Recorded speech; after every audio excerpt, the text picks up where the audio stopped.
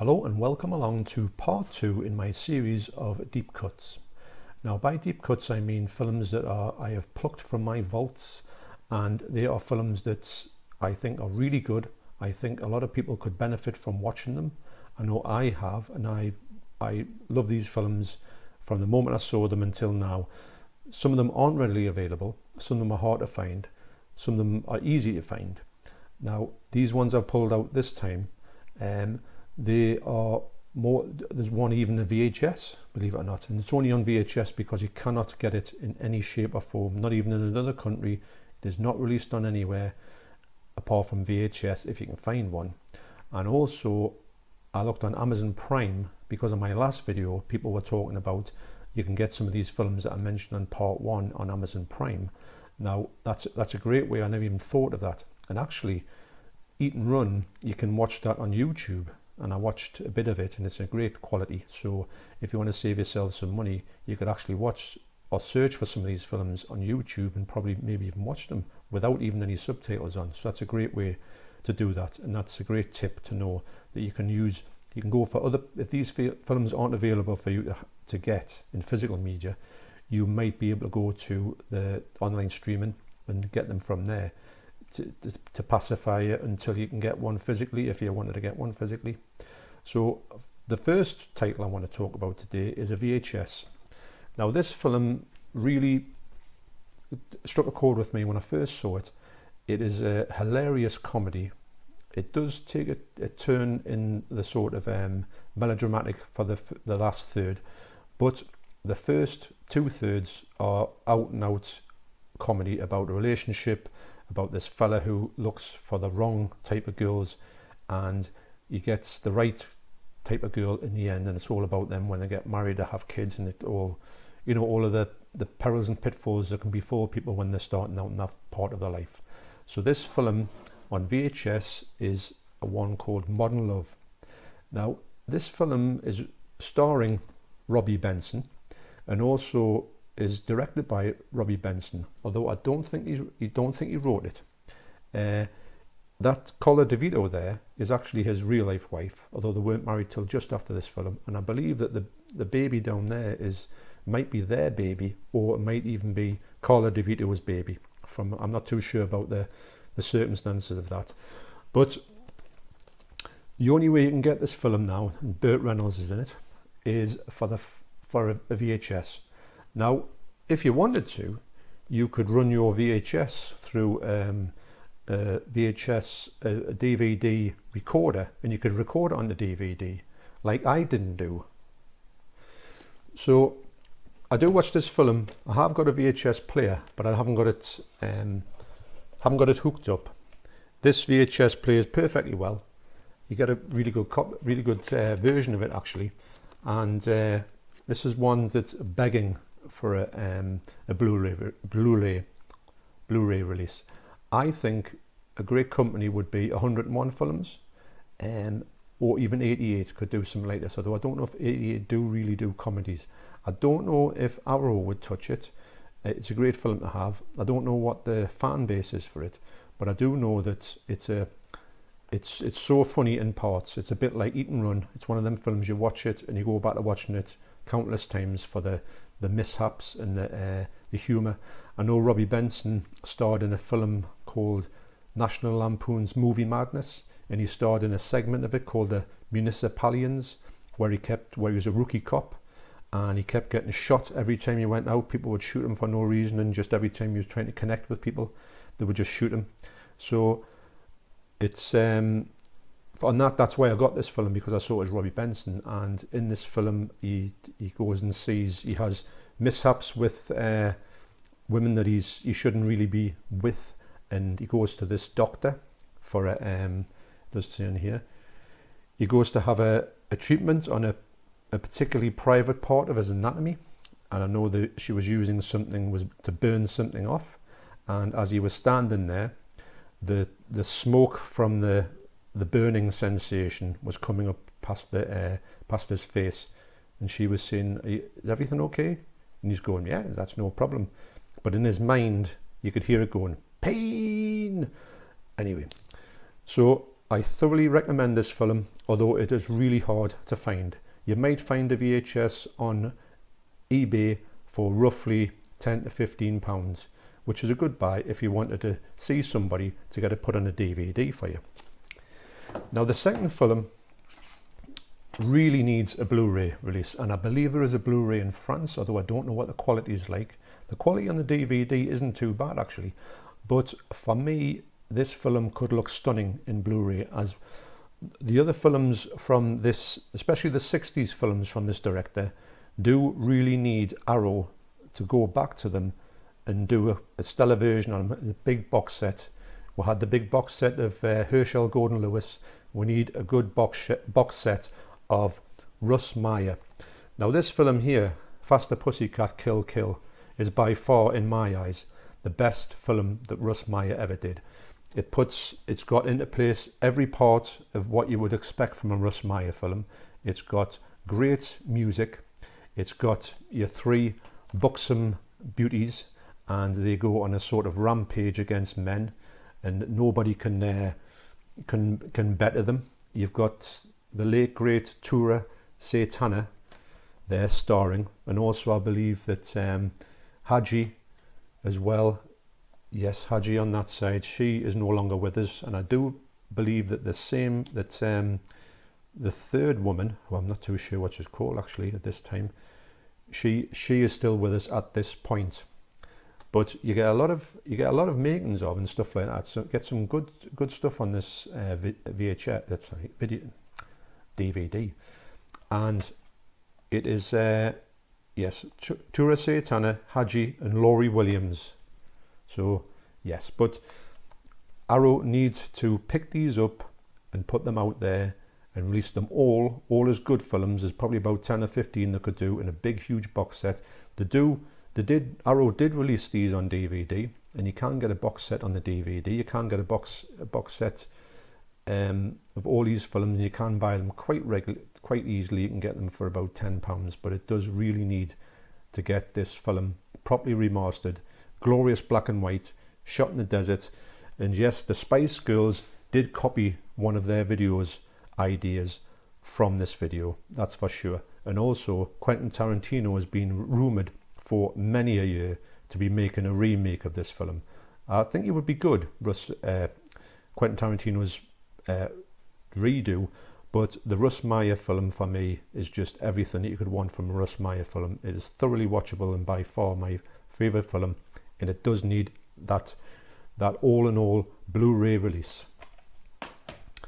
Now the next one is just a sort of, well, it's not a reminder, but it's just to say that in the very near future we shall be seeing a slew of 4K remastered, even 4K prints, dare we say, of the classic duo, and I'm not the greatest comedy duo that's ever lived, and I'm not talking about Ant and Dec, although they are fellow Geordies.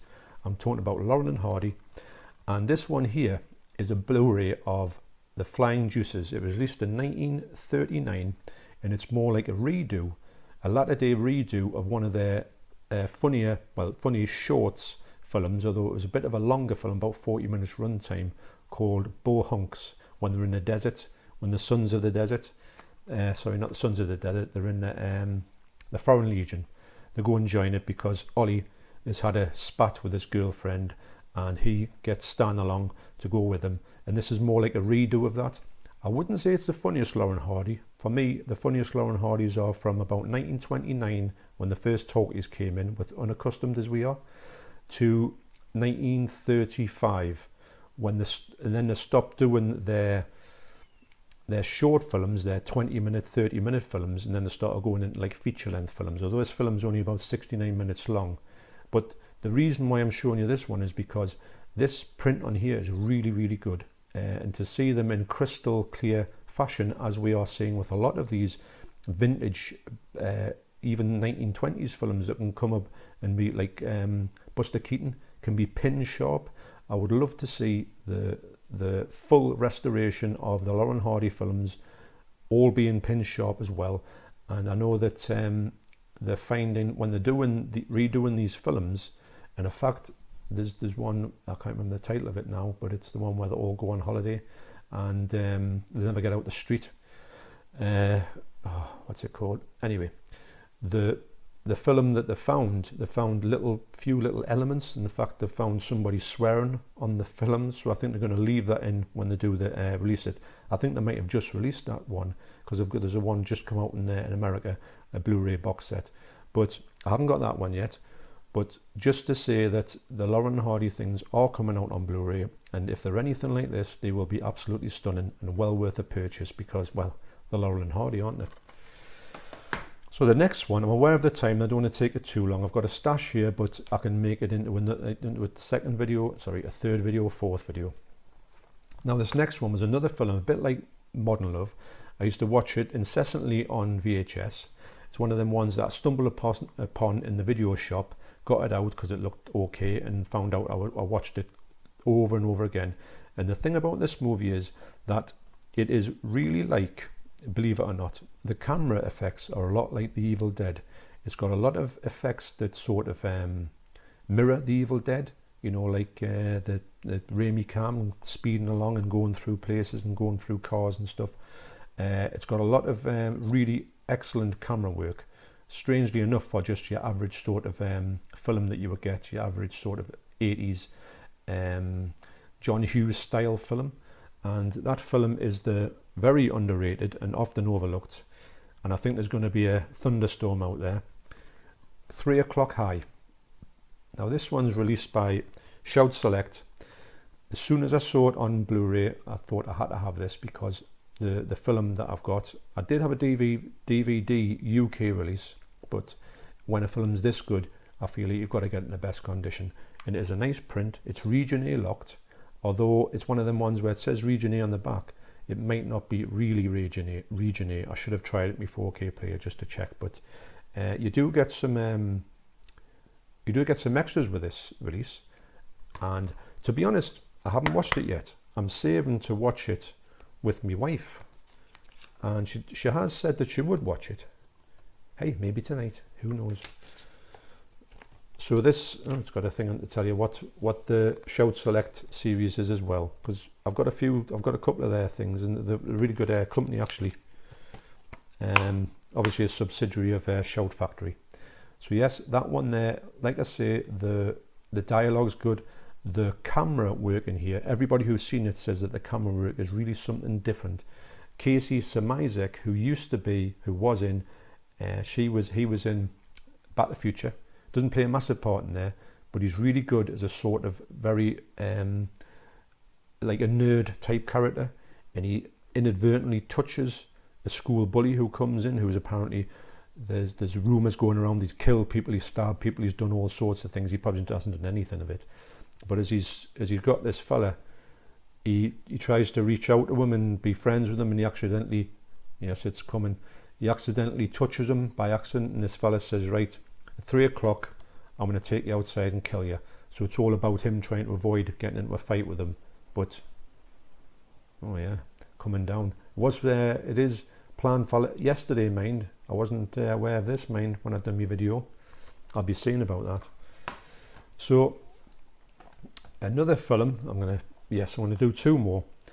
This other film here, now I haven't watched this one on Blu-ray, but I have watched it on DVD and I thoroughly enjoyed it, and I know I've checked the Blu-ray out, and you can get this on Criterion, although this is on Artificial Eye, which they do videos a bit like Criterion, and the film on here is a really superior film. It's a Russian film, I believe. It's by Andrei Tarkovsky, and it's Ivan's Childhood. Now the cinematography in here is stunning. It's black and white. It tells a story, kind of a true story, about, it's got a black box, about a person in the war. I'll try and read this, but I'll struggle with the light. A determined 12-year-old boy named Ivan joins a Russian partisan regiment in a scout due to his uncanny ability to slip through into enemy lines undeterred. Yeah, sorry, I should have put my glasses on. So yes, so he can do things by going behind the lines and the thing. I'm pretty sure that I think it's got an element of a true story in here. Maybe there was a person who actually did that in the war. God knows there was a lot of things happening there, and children were all heavily involved in the war. But cinematography wise, and obviously what the content of the film, it's a really good watch, and the print on here is a lovely print as well. I think the Criterion would probably be better, but as a film goes, it's a really good film. I believe it's round about 1965 or something like that, and it's an amazing film, and it's told, you know, this boy's journey through this whole war period, which is quite heavy. And this last one I'm going to do is a film, and it's got two films on this Blu-ray, and the film it's on is from a filmmaker called Louis Brunel, and obviously as well Salvador Dali. So you can imagine what this is like. Now this film here is quite famous for this film here called Un Chien Andalou, which is a film that a lot of people have heard about. It hasn't got a picture on here, but it's got a picture of, you know, that's a short film and that's a longer film. They are very, how can I put it? I'll tell you on here.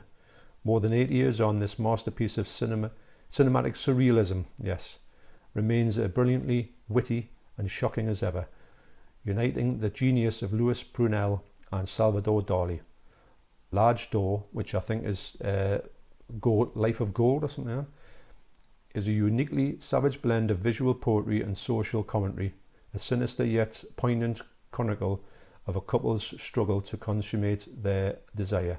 The film was banned and vilified for many years as a subversive eroticism and furious dissection of civilized values.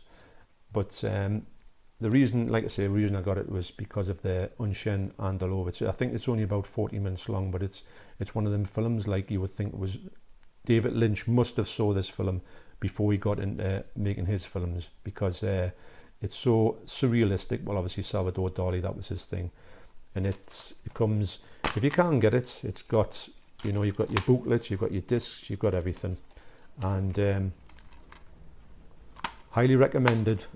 And so that's the end of this episode of Deep Cuts.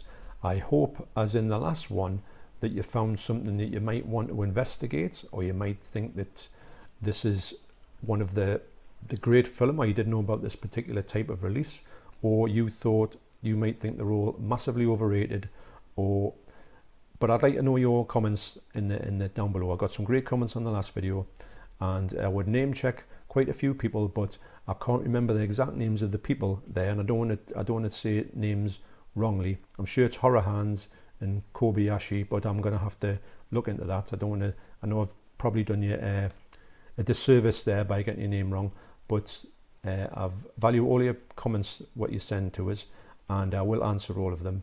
And also, if you like this video and you want to know more and you want to see more of these episodes, you can, if you like, and subscribe, leave a comment, and thanks for watching, and I'll see you in the next video.